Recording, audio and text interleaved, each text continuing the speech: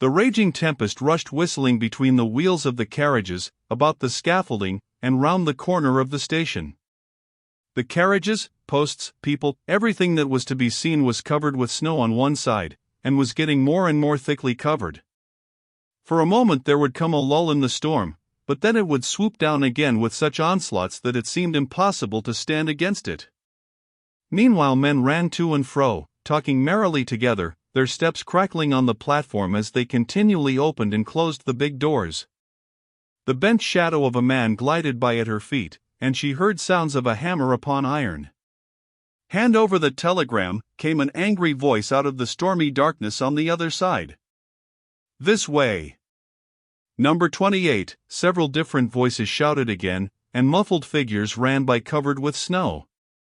Two gentlemen with lighted cigarettes passed by her.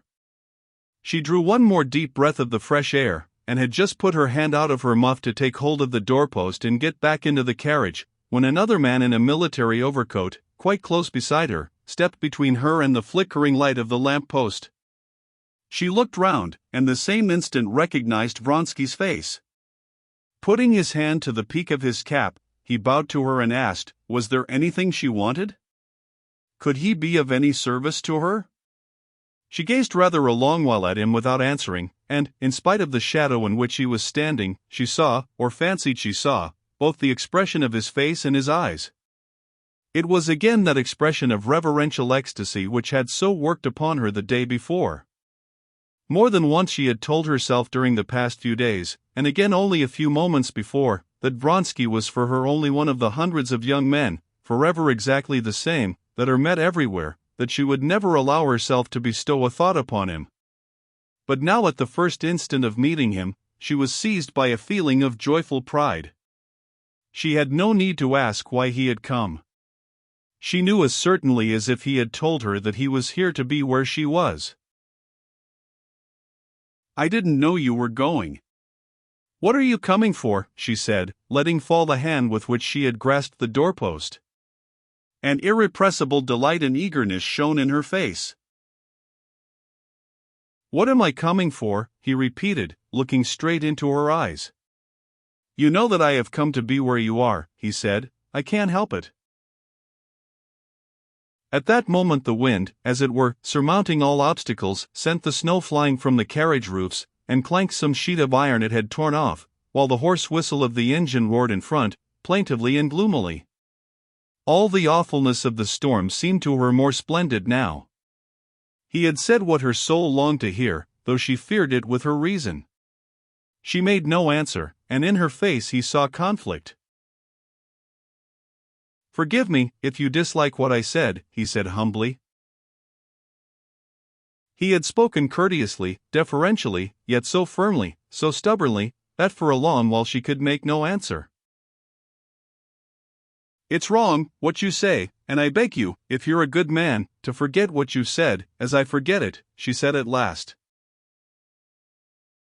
"Not one word, not one gesture of yours could I, ever forget."